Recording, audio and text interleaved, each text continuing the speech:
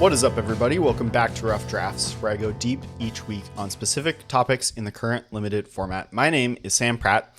This week, we are kicking off my coverage of Spider-Man, or as it is known online through the Omen pads.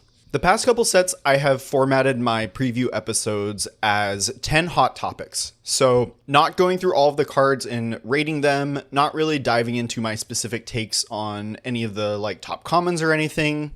More formatted as here's some questions that I have going into the set before actually playing with the cards. This set, though, is very unique for a number of reasons. I will still be doing some hot topics. It won't be 10.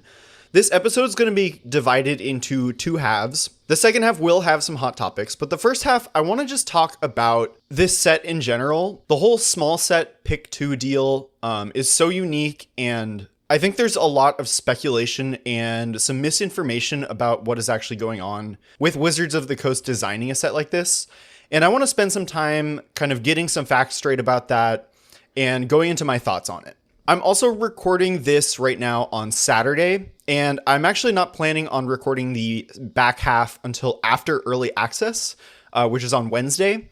So if you hear a difference in audio quality between the two halves, that's why. So I'm going to dive into kind of talking about this set in general. If you haven't heard, which I would be surprised if you hadn't, if you are listening to my podcast, this set is a small set. It is about 180 cards. And it was designed for a new pick two draft format, which is meant to be drafted with 4 players. So like I said, there's a lot of speculation about what happened to the point where we got a set like this. We know from a couple design articles, one by Mark Rosewater, the other by a former lead designer of the set, Eric Engelhard, that this set was originally supposed to be 100 cards, only legal in Commander and Eternal formats, and not draftable. This is not the first time in the past couple years that we've had a set that looked like this. One was March of the Machine Aftermath. The other is Assassin's Creed, both released in 2023. If you missed that there was an Assassin's Creed set, you are among many because these sets flopped completely. They flopped so hard that they had to emergency change a companion set to Outlaws of Thunder Junction, the big score, and roll that into the main set because these non-draftable small sets were doing so poorly. They were selling so poorly. And we can see that this was also the case for this set in these design articles. Eric's article talks about there were a lot of changes around June 2023 to the set, which was when Aftermath had been out for about a month and it was clear that this was a complete disaster. And additionally, around this time was when Wizards apparently decided that all of the Universes Beyond sets were going to be not just Eternal legal, or Modern legal, but Standard legal. And this means that this set changed very late in development. And Mark Rosewater's article is extremely optimistic about this set. There's a lot of corporate positive spin, we just really wanted to put limited into the set. We had so many ideas that we had to bump the set up from 100 cards to 180 cards. Eric's article has a much different tone. A couple quotes are, there were many factors at play when we made this change around June 2023, which is a much different tone than we had so many ideas for the Spider-Man set that we wanted to increase the size. Or he talks about how they learned the set would be legal and standard, not like the design team chose to make it standard legal. And this design shift also explains potentially why we have a different set digitally than we do in paper. Because this set originally was never supposed to come to standard, which means if it was only Eternal legal, they didn't really have to put it online. It would only affect Legacy and Vintage, and they were probably aiming low on power levels so that the cards actually wouldn't affect Legacy. And this is something we've seen with other Universes Beyond sets, is that they don't actually come to Magic Online despite being legal in Eternal formats. So we know that this set shifted from Eternal legal to Standard legal, and from 100 cards non-draftable to 180 cards yes draftable. There are some articles about why they chose pick 2 draft for this. And one actually really cool thing that one of the articles talks about is that at some point Wizards had this big week-long limited design, kind of like a game jam, where they came up with a bunch of different ideas for limited. They said that the Cryptic Spires idea, which was, I believe, it's basically a tapped common duel where when you're deck building, you get to choose what 2 colors it produces. That was an idea that came from this sort of like limited design summit. And they actually claim to have invented pick 2 draft during this design summit as a way to make drafting with 4 people feasible, which I believe them. I think it's actually pretty cool. I think this is a great solution for drafting with 4 people. I think it's a really cool way to kind of pitch limited to commander players who often are playing in pods of 4. So it's clear that this set was not designed from the beginning as a pick 2 set, but it's fairly close. We know that once they found out this needed to have a limited component, because that was one of the reasons that Aftermath and Assassin's Creed flopped so hard, that they started adapting this for pick 2. And I think that's totally fine. My own takes on this situation, on the whole like design whiplash that this set went through, is a mixture of acceptance, curiosity, and a heaping spoonful of wariness. So before I get into my takes, I want to stress that Wizards are not the enemies of limited players. The people that work at Wizards are Magic players like us. They love the game. They love limited. They've expressed in multiple different ways that they love and prioritize limited. I don't feel the same way about Hasbro. I have full faith in Wizards to manage Magic the Gathering. I do not have faith in Hasbro to manage Magic the Gathering. Like I said, I actually think that pick 2 drafts are actually a really interesting concept. I think it's a great solution for 4-player drafts. I do not think they're going to be more interesting than 8-player drafts. I'll just put that out there straight up. I think this is a good solution. I don't think it's more interesting than 8-player drafts. That being said, I actually am open to them changing the parameters of limited in general creatively. This is something I've experienced the more I get into Cube. There's a lot of inertia in limited behind like how many cards are in the packs, how many packs you're drafting with, you know, the number of picks you make per pack, the size of the pods. A lot of that exists just because it's the way it's been done for, 20 years. I'm actually fairly open to Wizards changing how that works as long as it's a positive change. And to be honest, I think that 4-player drafts are a negative change. Just an example of a change that I think would be like a sideways shift would be like maybe the packs are only 9 cards each, but you draft 5 of them. I think that's fairly interesting. I think just reducing the total number of cards that you see at a draft table so dramatically with only 4 players is going to make the drafts less interesting and going to make the format less replayable. My big fear with this set is not that Wizards is doing this internal push to make limited more palatable to commander players just as a whole. I know that Wizards loves 8-player draft. My fear is that Hasbro will see this as a potential cost-cutting measure in the future.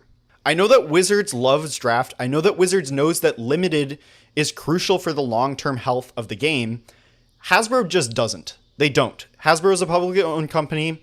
They're appeasing their shareholders. They're very focused on short-term game. They will not have a concept of draft being good for the game. I talked last week a little bit about the shift from draft boosters to play boosters. There was a lot of scary rhetoric when Mark Rosewater was talking about this shift. A lot of set boosters were so extremely outperforming draft boosters that draft would not exist if they didn't make this change. And the thing is set boosters already were down a card. And if Hasbro sees that a smaller pack that is selling for more money is outperforming the larger, cheaper pack, why would the change ever move in the direction of re-adding the 14th card? And so we had to compromise on that 14th card because Wizards had already removed it from the packs and set boosters, and it's never going to go back in that direction. When there's a cost-cutting measure that is successful and does not present outrage, we are never getting that compromise back. And my fear with this set is that if it does well, Hasbro is going to see designing a set that is 2/3 the amount of cards that sells for a higher price. Remember, Universes Beyond sets are 20 to 25% more expensive than non-Universes Beyond sets. We are not going to see large sets designed at the same rate they were last year. When things get worse like this, when companies see cost-cutting measures and don't see a huge outrage or backlash, like I said, it's not going to get better. And this is why, while I think that designing a pick 2 draft format, there's nothing wrong with that. I think that's actually pretty cool. I am worried that this as a tentpole Magic release, as one of the main sets, is going to show Hasbro that limited is not a priority. Now, I talk to a lot of Magic players. of different investment levels. You know, I play at my store a lot, and basically everyone has a negative view looking at the Spider-Man set. I know that people who are so invested that they'll go to a game store is a minority, but I've never seen the Magic population so universally negative on a set before. I am pretty confident that invested players are going to continue to react negatively to this set. The fear is that it is a Marvel branded set, and I know that Marvel fans love collectibles. My fear is that it is the collectors that are actually going to make this set sell really well, just, you know, because it has pictures of Spider-Man on it. There was a really good article put out by Ristic Studies on Sam's Substack a couple months ago. It's titled "The Rules Text is Irrelevant," and it talks about kind of the rise of collectors. As you could see with like Final Fantasy, I sold my PTQ promo that I got just for playing in the PTQ at Vegas for close to $1,000 just because it has an anime girl on it. Like, on a certain level, collectors of Marvel product or just trading card game collectors don't actually play the game. And I know in Magic that's not quite a dominating presence on the game, but Hasbro wants it to be because that really sells sealed product. So I think this set is going to really be a litmus test of how much of Magic can sell just by the collectability aspect of the game. If this set is not a flop, if this set does well, this will not be the last small set. This will not be the last pick 2 draft format. I think that's a pretty severe existential threat to the health of Limited long term, because things are not going to move in the other direction. If we get 5 large sets and 1 small set this year, and the small set performs just as well as all the other ones, we're never getting that 6th large set back. And while I'm actually pretty excited to try a different draft format, try pick 2, I am pulling for this set in paper to perform really poorly, because I really don't like that Limited apparently is being compromised to be able to sell this set. Okay. That's enough of that. I'm going to pass the torch to future Sam, who will have played with the cards in early access right now. Thank you, past Sam. So I'm going to shift over to talking about a couple hot topics. I have 5 lined up, appropriately small list for a small set. I'm going to shift the tone.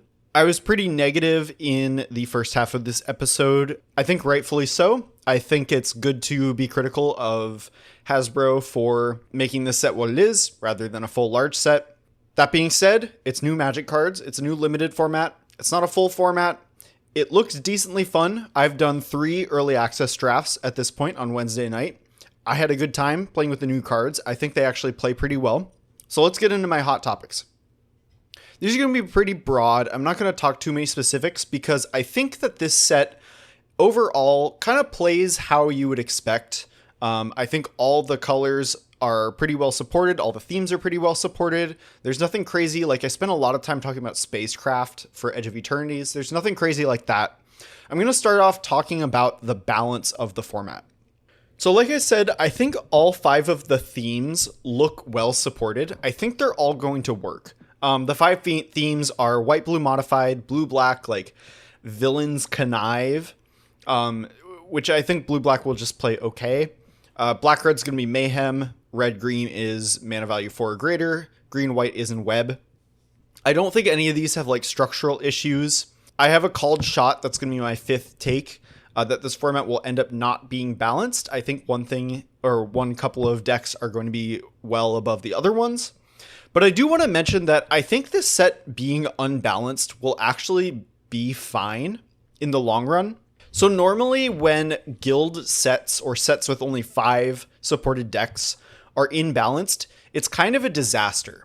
Like usually like one shard or wedge, or maybe like one deck is like way above the rest. Maybe one sucks. If one sucks, that's like 20% of the metagame is like super unsupported versus 10% if just like one of the decks sucks in a full 10 color pair set. With pick 2 drafts, this is going to bleed into my next topic too. With only 4 players at the table, I think, for instance, I do think that black and red look like the weakest colors. If that is the weakest color pair, like black, red, mayhem, when you get into pods with people that know about which decks are good, which decks are not good, they're going to be avoiding, say, red, black, mayhem. You're going to be the only red, black, mayhem drafter at the table if you end up in there, and your deck's going to be really good because, like I said, all of the decks look pretty well supported to me. And I think the set is actually going to be pretty self-correcting, which is cool. I think that is a bonus to 4-player drafts, is that the self-correction is more obvious and I think comes into play more. The next topic really bleeds into that.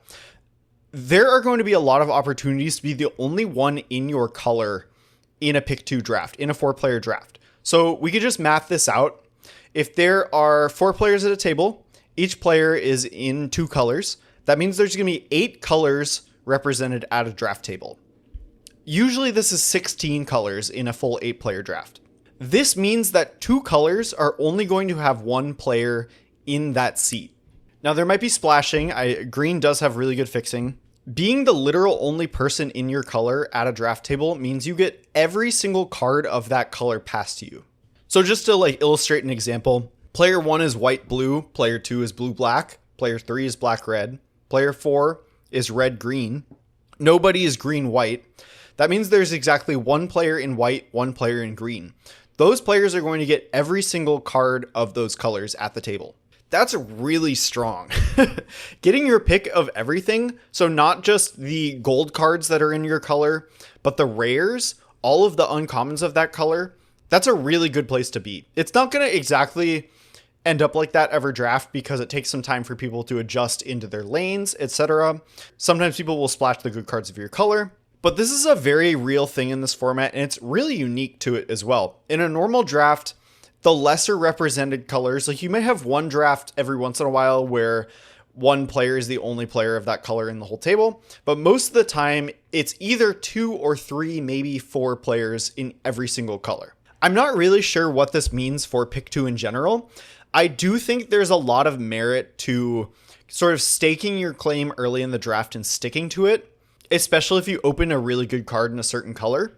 But I think in the more wishy-washy drafts, the drafts where you don't have a clear direction, kind of trying to position yourself into the open lane has even greater rewards than in a normal draft. And I think this really feeds off my first point as well about the balance being actually self-correcting, because the themes in the decks that are only drafted by 1 player at the table are going to be so set up for success.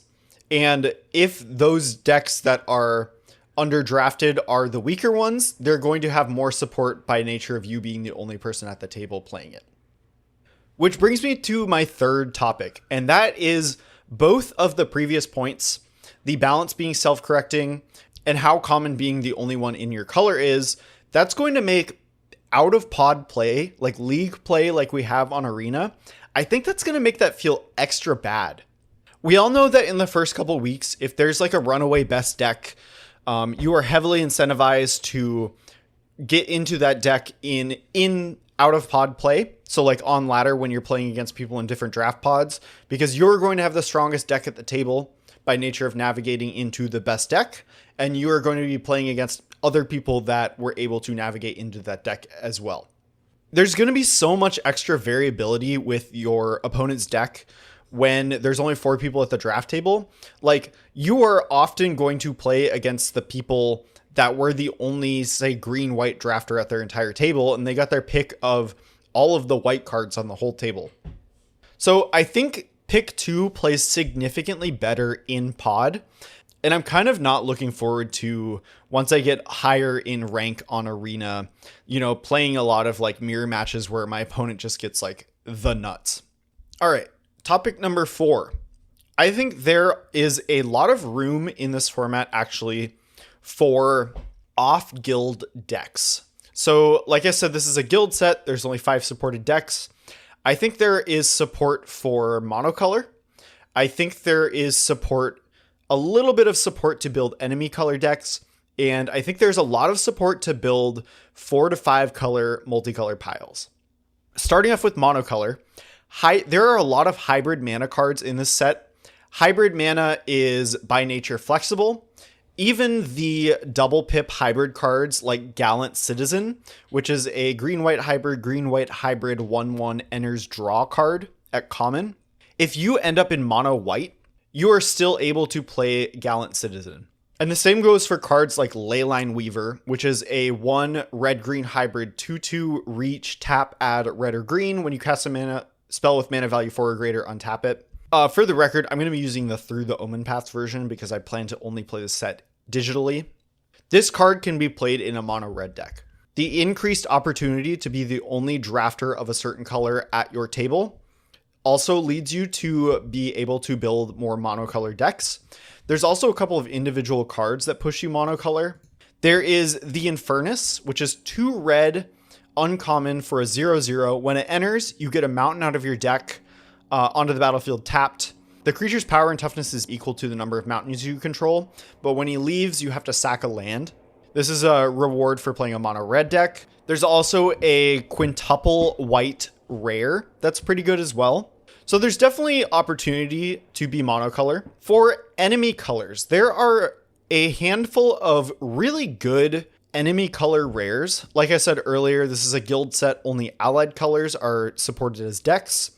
I think that the rewards for being an allied color deck in the gold cards that are allied colors are so great that enemy color decks are not going to be very common at all. I do think the enemy color rares are really strong. There's actually 2 really good black-white ones. But I think these are more commonly going to be played in multicolor piles, which is kind of my third point on these off-color decks. I think that base green 3 to 5 color splash piles are going to be pretty real and a pretty good opportunity when you're at a table where green is fairly open. You can build a heavy base green deck and then splash a lot of the good gold cards that get open that other people can't play. Because not only are there a handful of really good enemy color gold cards, there's only 4 drafters at the table. There are 5 supported archetypes, so one of the archetypes is always going to be undrafted. The green fixing is really good. The land fixing is really good. We have a cycle of lands that have an activated ability to surveil. They're duals. They're just like the Strixhaven campuses.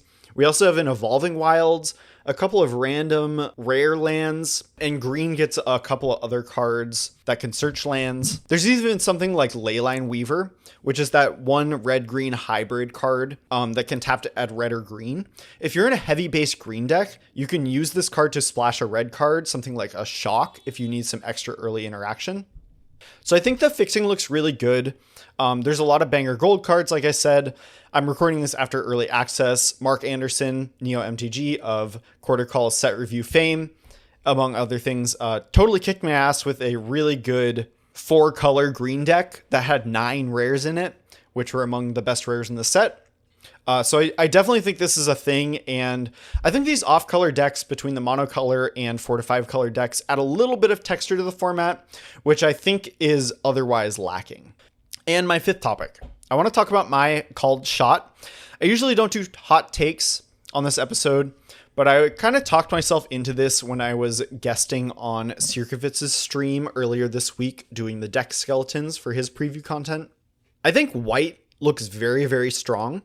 I think it looks stronger than the other colors, and I think that green and blue are the other colors that are up there with it, and I think that green, white, and blue, white look like the best decks. There are a couple commons that I'm really into in white. One is City Pigeon. This is single white for a 1/1 flyer. When it leaves the battlefield, make a food. There's a lot of stuff going on with this card. It's a great home to put counters if you're modifying creatures. It's a great thing to pick up to enable your in-web shenanigans. It's so cheap, you could just play it again. Along with this as a modified target, I am obsessed with Wonderweave Aerialist. This is the white-blue hybrid, common 2/2, ward 2, flying as long as it's modified. I got some experience playing this in early access. By the way, in early access, I decided to go in soft forcing white decks. I ended up with 3 decks in the Bant color combinations, and I trophied with 2 of them, went 3 and 2 with the other one. It felt good, met my expectations. I have way too much confidence on this. I do think the set looks fairly balanced, but I would pick white as the best thing, and I think it has the possibility to kind of tip the scales and be kind of way better than everything else. What I like about Wonderweave Aerialist is the Ward 2. Modified strategies, strategies where you're kind of putting all your eggs in one basket, really benefit from cheap creatures with evasion. We have that in City Pigeon and Wonderweave Aerialist. And the Aerialist in particular, if you're able to dump a counter on this fairly quickly, your opponent gets put in a really bad spot. Obviously, a weakness of modified strategies is that it's weak to removal. Tacking Ward 2 onto such a cheap body that gains evasion is such big game. Like, this doesn't even trade well with Shock. Like, Shock, they have to wait until turn 3 to shock this, and by that point, you might have the opportunity to put a counter on it. I think the key to this archetype to blue-white, which is my pick for like my favorite deck, I'm not certain it's going to be the best, I'm kind of calling it's going to be the best, is that you have a bunch of interchangeable bodies that makes your opponent's removal really clunky, and like they don't really want to kill your like 2/2 City Pigeon, but they have to because it's pecking for 2 every turn. Or like your Wonderweave Aerialist is a 3/3 that's hitting them in the air for 3 damage every turn. They're gonna have to spend like their whole turn killing it because it has Ward 2, and then like your other creatures can take over the game. I didn't have a problem modifying this. I had like, there's a 4 mana 2/3 that puts 2 counters on things. There's a 1 mana uncommon that puts a counter on a spider whenever it enters. Wonderweave Aerialist is a spider, so you can go 1 drop into 3/3 flyer on 2, which feels amazing. A card that I'm in love with that I think is a huge boon for the white decks is Spectacular Tactics. This is 1 in a white instant. It's either Snakeskin Veil for 2 mana. You can put a 1/1 counter on a creature, give it hexproof, or destroy target creature with power 4 or greater. Even if this has Ward 2, sometimes you want to protect it. Protecting your other modified creatures is also big game. I think Spectacular Tactics has the potential to be one of the best commons in the set. Tacking a decent removal spell onto Snakeskin Veil is just like really good. I think this lines up really well into the black removal. So black has a 2 mana instant -3/-3. That looks like black's best common to me. That's definitely the best card to fight against this strategy. But black's other removal is this. There's one that's a 5 mana destroy target creature gain 2 that costs 2 less if you have a villain. There's also a 2 black instant put target creature on the bottom of its owner's library, and then you lose 2 life unless you have a villain. If you can make the Wonderweave Aerialist into a must-kill threat, like a 3/3 flyer is a problem, especially if it's coming down on curve and pressuring your opponent's life total. If their removal are these like 3 and 5 mana options, that's like taking up their entire turn in the critical turns of the game. So I think the white modified stuff is really well positioned. I think this seeps into green-white as well. I played some green-white in early access. I was really impressed with that as well. I think the white cards just all work really well together, more coherent than the other colors, and a lot of that is available at common. A couple of other standout cards. Like I said, I only played Bant decks. By design, I wanted to get data on this particular thing. Unstable Experiment, which is a common. It's 1 in a blue, draw a card, then target creature connives. So it's basically like draw 2, discard 1, and then if you discard a spell, you get to put a counter on a creature. This is great for modifying your Wonderweave Aerialist. Just in general, this card felt the same or roughly similar to casting Combat Tutorial in Final Fantasy, which was, I think for my money, the best common in that set. I would not be surprised at all to see Unstable Experiment be the best common in the set. The ability to actually use it as a combat trick seems kind of crazy to me as well. And then I was also really impressed with Zan Tunnel Web Explorer, which is 4 and a green common, 4/3, in web for 3 mana. And when Zan enters, search your library for a basic land, put it onto the battlefield, tapped, and shuffle. You can think of this as like a value creature. It's 5 mana to get a land on a 4/3 body, which I think is already solid. And I was getting this ahead of the curve way more than I thought I would. If you have City Pigeon, it's so well set up for that. Sometimes you play your Gallant Citizen on 2. Your opponent doesn't play a 2-drop. You get like max value there. It just like wasn't that hard to enable in web. I think this is going to be a top common, probably green's best common, if I would have to guess right now without really looking at the rest of the green cards. And that's going to wrap it up. I know I started this podcast with a little bit of doom and gloom. I do think this set is pretty fun. I don't think there's a lot of interesting stuff going around. I plan to do probably about 20 to 30 drafts, which is about the same amount as I did for Foundations. Playing with new cards is fun. It's just like kind of bread and butter limited Magic. I think there's a couple interesting things going on. So I think it's going to capture my attention for a couple weeks. For my content for this set, I plan on covering it as normal for the first couple weeks. Tentatively, I'm going to do 3 weeks of this format. So this episode and then 2 more. From there, I am going to do things that won't look like my current content. It's not going to be going deep on specific cards in this format. I'm going to keep under wraps what it is, but it will be limited relevant and it's going to be pretty fun. On top of this set, I think not really supporting a full 8 weeks of content. I've also been going really hard on Magic, basically since I started this podcast in the end of Aether Drift. So that was like February, March. And just to be honest, I really need a break from playing Magic. I plan on recording some of the podcasts at the end of this set a little bit ahead of time and spending a couple weeks not thinking about Magic, which I just want to say is a really good, healthy thing to do. And I know a lot of people are skipping this set. I would encourage you to take a little break here because I think it's a good opportunity to do so. But I do think this set is fun, and I'm looking forward to talking about it for the first couple of weeks. If you want to reach out to me, you can find me on Blue Sky at sampratt.bsky.social. I'm on Discord as Samp6, and I stream occasionally at samp_mtg. Thanks for listening. See you next week.